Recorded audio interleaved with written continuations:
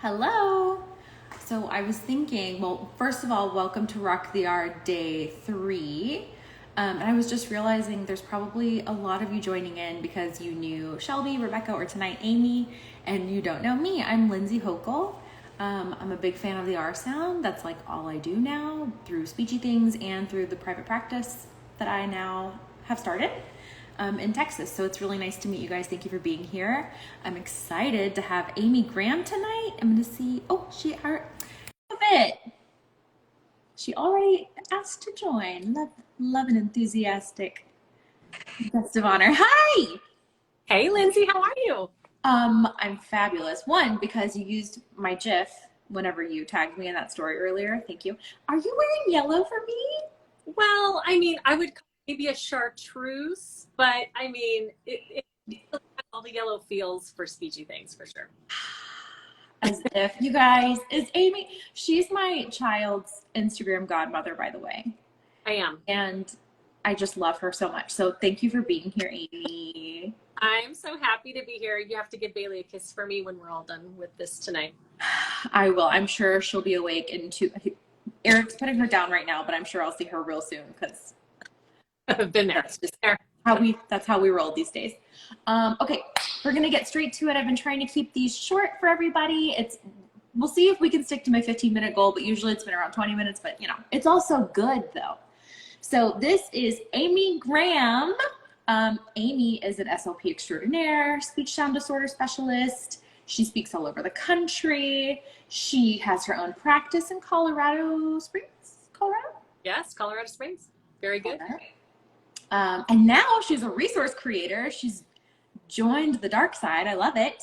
And yeah, she posts therapy videos, fabulous tips. I mean, doesn't get better than Amy Graham. We love her. And yes, godmother. I had to mention the godmother thing. But yeah, Amy, thank you so much for being here. You're just fantastic. I'm a big fan.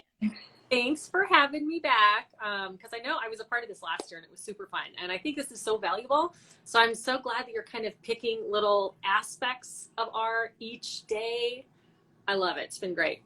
Well, thank you. And just buckle up because I'm probably going to beg you every year. So, all right. So today we're talking about the principles of motor learning, the irony of tripping up on that in our therapy.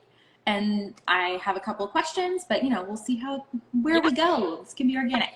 All right. So I would love just like a really quick for anybody who's maybe a newer to the field. Yeah. What, like a crash course in the principles of motor learning? So, well, what they are really, motor learning principles are basically the like ways of how we can practice and give feedback that will lead to retention and generalization. So I think that's kind of the struggle for a lot of SLPs. First, we've got the elicitation part, can be a real struggle. And I know we're not going to talk about that tonight. What we're talking about is, okay, we've got our elicited, they're saying it in words. I'm hearing zero carryover in conversational, spontaneous speech. So the principles are things that we can incorporate into what we're already doing, or even tweak what we're already doing in our therapy sessions, that will help lead them to start to generalize these skills that we are teaching them in our sessions. Mm-hmm. And there are specific principles that we can go over. I love it. Okay.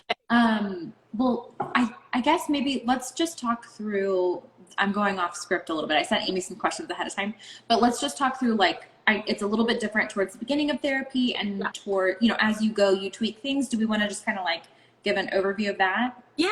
And I would say even an aspect of motor learning is this idea of pre-practice or the elicitation part, where you're really trying to get an accurate motor movement or motor production of this new sound that we're trying to target. This week we're talking about R. So we have to spend time doing that and elicit the sound and really spend some time on that. So that's a part of it too. So yeah, that's basically kind of the first thing we have to do is learn how to, and I know you were you were talking with Rebecca yesterday, but we have to think about ways that we can help that child be accurate, try to isolate, the tongue movements and talk about the different parts of the tongue and talk about what how the tongue has to move for the R sound. And I know you're going to talk to Kelly Farquharson later this week. I'm excited to talk facilitative contexts, you know, depending on what vowels are coming before or after the R that might help facilitate R. So yeah, I don't know if I answered that question. I even forgot what the question was because I went off on a tangent. I do that all the time. A few more things I'm going to add to that, and Amy, check me, like make sure, add in anything that I'm missing, but like in general, if I'm simplifying it towards the beginning, well, I mean, we want high trials throughout. Towards the beginning, think block practice, the same target many times, think frequent feedback, specific feedback, and then we're moving towards independence. We're moving towards randomizing targets. We're moving towards reducing the amount of feedback, and we're being less specific in feedback. So like saying that was good or that was bad, instead of being really specific, like I wanted your tongue to do X, Y, Z. Yeah, exactly. Yeah, if you want, we can kind of get into those each individual aspects or each principle and kind of talk about that. And I think that like the first one that you mentioned is really important, which is high practice trials, because we're talking about a motor skill, right? This is not necessary. When we're talking about, I should make that differentiation too. What I'm really talking about are those kids who have these residual sound errors and this one sound just isn't carrying over. We're not necessarily talking about kids with phonological type errors, because we would be using a different type of intervention for those kids. Minimal pairs, you know, we're addressing like what Rebecca was talking about yesterday. We're addressing up here and here. We have to understand the difference between W and R because that's what's going on. But for these kids with these, a lot of these motor learning principles we're talking about are those residual errors where they know it up here.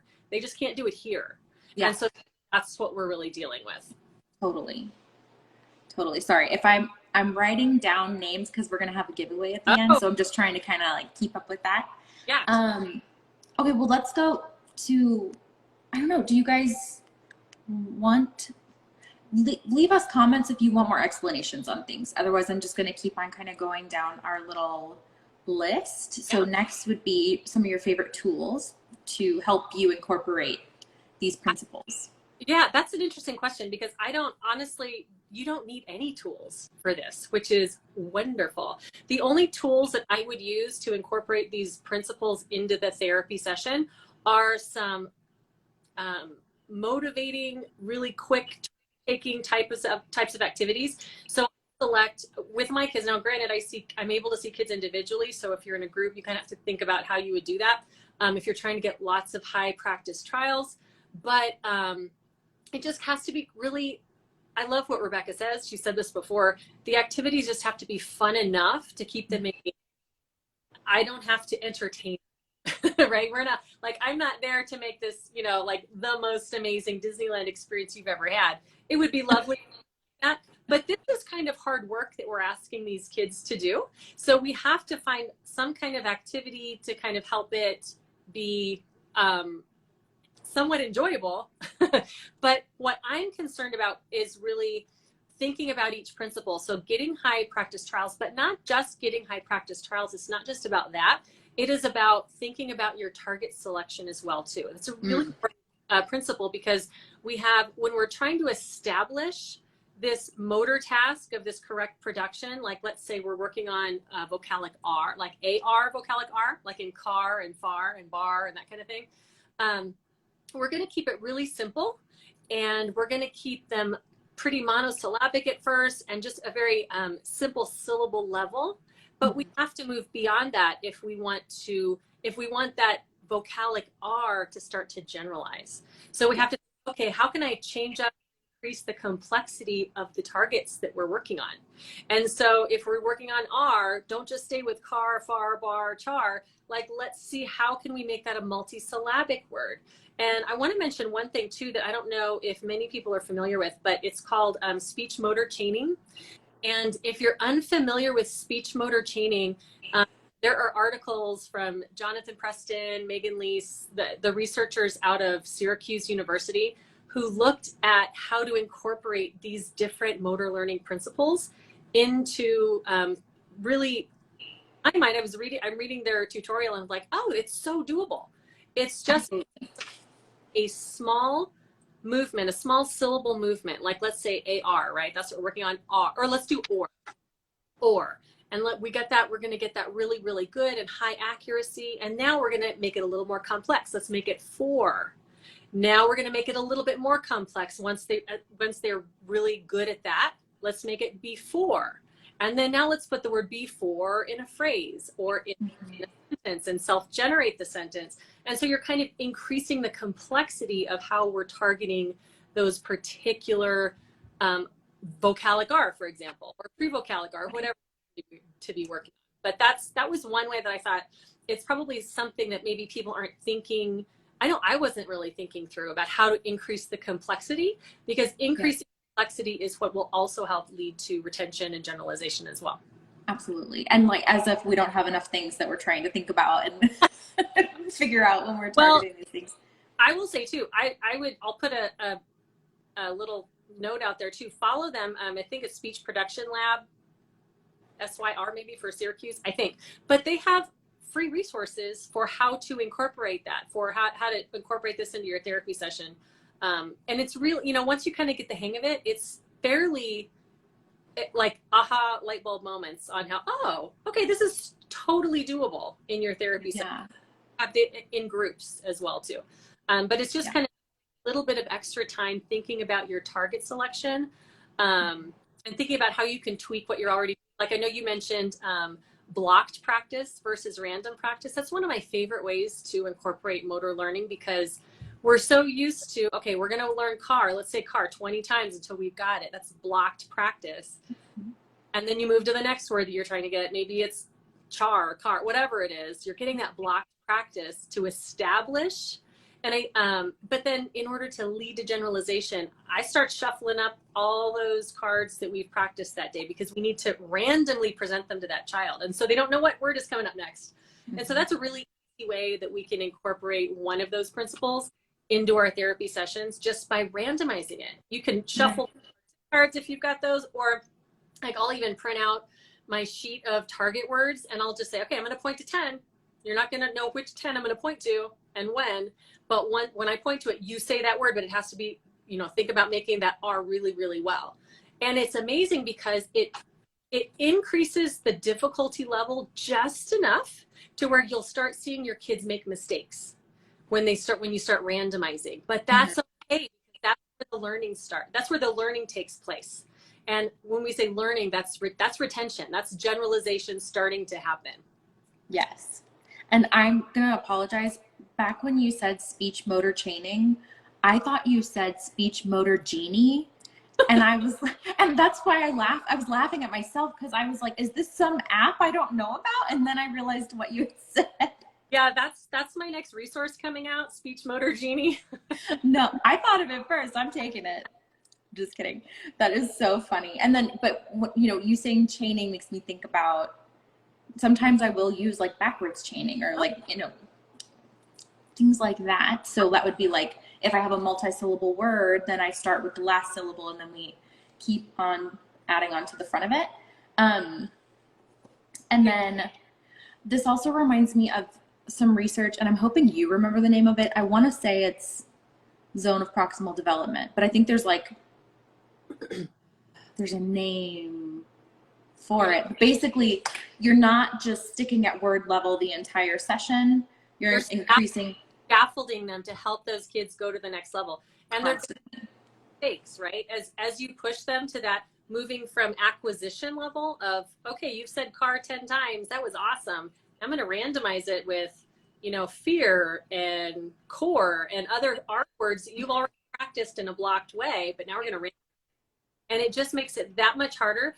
But like you said, you're still working within that zone of proximal development where they just need a little help and then they can get there. Right. So yes, always pushing to keep them right around, exactly. Even 80% consider the next level kind of thing. But I think it's also important to know too, if you have a child that's struggling and you're like, man, they're just, they're having a hard time and they're not achieving a really high level of accuracy, then back up. Yes, absolutely. Level, because we don't want that I forget the term, but what we want is errorless learning in a sense, right? Because I want to practice it. I want the majority of our practice trials to be accurate so they can feel that success or hear this. Yeah. No, sorry. I'm like, Oh, I thought you had a point. I'm like, big one, big point you have. No, yeah. I think that's important to know too. Like, I don't just, it's a very dynamic, you know, kind of like apraxia is very dynamic. Give cues as needed, take away as they become more accurate. It's very similar with these motor learning principles as well too. We're going to give the amount of cueing that the child needs to be accurate, but as they become accurate, we back off. Like you said with the feedback, we don't do it as frequently, and we're much more general, right? Because I want to know if I say, "Ooh, that wasn't quite it. Can you fix it?" I want to know if they can fix it. Yeah. If it's hard to self-correct, that's what builds that generalization. Absolutely. And that's like everything that we do, right? As speech language pathologists, whether it's articulation or language, we want to give just enough support for them to be successful, always trying to increase independence. For sure. Yes, I love it. Let me see. I feel like, okay, all right, I like this question actually. Yeah. What do you think is the most common mistake you see therapists make when it comes to using the principles of motor learning? Ooh, I will say this because I have gone out speaking quite a bit. And I would say the biggest, I don't know if it's a mistake, it's just kind of a fact. I would say 80 to 90% of them don't know what it is and haven't heard of it. So okay. Out in the field and just going out to the, those USLPs who are in the trenches, in the schools. I don't know how many SLPs really know about what motor learning principles really are. So I think that to me, and I hate to say mistake because it's nobody's mistake really, but I think that's not a good thing. I want more people to know about it, which is why I'm so glad that we're taking this particular session to talk about it, because it's not, I think it sounds super heady, like, principles, more principles, what? But it's like very simple ways that you can even just ease into it and tweak what you're already doing. Like variability of practice is another principle. So if you're learning something, you're teaching, let's use that or vocalic R again, like we're learning the or sound and they're getting it. But now let's vary how we're going to practice it. Let's talk about how we might vary our prosody. Now say it like a question, or say it like a command, or now say it in a whisper, or. And so these are, really, really simple, very practice. There is that prosody that speech therapists have whenever we're modeling words, Yeah. It's just funny. So I'm glad you say that because I remember it working in the clinic. I could hear it, like everyone sounded the same the way they were modeling, which I know I'm guilty of it too. But well, that's because I know you mentioned I post a lot of therapy videos, which I do. And maybe it's a good thing or it's an annoying thing is I watch myself and go, oh man, okay, I need to, maybe vary my prosody a little bit when I'm teaching some of these things. But it's a really good, effective way to kind of think, oh, what could I have changed about that? I do that all the time, thinking, okay, it was a good session, but man, I probably should have gone back and gotten more trials of this word because I think I moved ahead too fast. Absolutely. And that would be a good answer to that question, though. A mistake is, I think, moving ahead too quickly. I think if a kid is ready for it, to let's go to that next step of randomizing. But I would say make sure that the acquisition part has really been established. Like, do they have that AR vocalic really good, really well, before you start maybe chaining it into a longer utterance or before you start doing another vocalic target altogether? So I think thinking of how to stay at the acquisition level long enough, I would say, might be one of my. I love it. Love it. Love it. Love it. Thank you, Amy. Yeah. Any closing thoughts or can we do our giveaway? Oh, we can do the giveaway. So are we giving away my boom cards? Yeah. So I'll show you real quick about these boom cards. So this is my, I don't know if you can see it.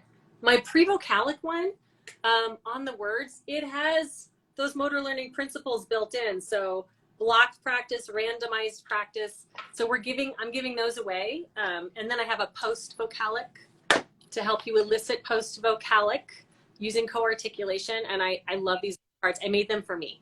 So because I That's you said I'm a content or like a materials resource person. I'm not really. I feel like I stumbled into it because I make stuff for me, and then people say, "Oh, I want that," and I'm like, okay. But yeah, Yep. that's Well, those look awesome. So let's see. I have like, I don't know, maybe 20 names here. So pick two numbers, 1 to 20. 1 to 20. Okay, 13. Okay, I way overestimated. I have 14 names here. So pick another number, 1 to 14. 1 for okay, 2. Okay. All right, our winners are, forgive me, Raj Preet G10 and Ash Bro Corbin. DM me and I'll DM you and we'll find each other and I will be sure to get you those boom cards. Amy sent me the PDF so that I could send them to you. Amy, thank you for your time and for those awesome boom cards that you donated to this giveaway. They are on TPT, yeah? Yeah, which okay, so they're for tomorrow. They're on sale through tomorrow, 25% off with code BTS22. So go check those out. If you're not the winner, I'm so sorry. Commented. Say what? One of the winners commented, I think. Oh, good. Oh, I'm like way behind on comments. Wow. Anyway. And look at them half the time. I know it's hard to do both for sure, but I'm trying to like keep a pulse. But I know, Amy, we got so many comments saying how helpful this information was. It's great to know that this is good information to share because sometimes I forget, like I spend so much time thinking about this stuff. I forget that I'm not being redundant, you know? Yeah, no, it's not always common knowledge. So this is great. Yeah, no, that's awesome. Okay, so Amy, thank you for being here. You're fabulous. Tomorrow we have Kristen Bowers from Kiwi Speech.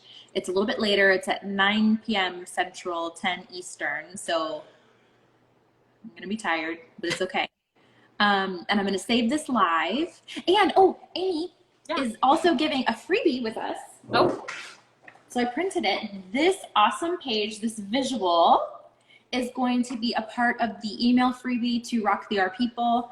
I'll have the link in my stories, but it's speechythings.com/rock-the-r-freebie. Anyway, I'll link it in my stories. So if you want this from Amy, thank you, Amy, then you'll get that on Monday. Absolutely. Okay, I'm going to save this. You guys tag a friend, share with a friend, share with a coworker, because this is such helpful information. Amy, you're awesome. Thank you. Thanks for having me. Have a good night. Bye. Bye.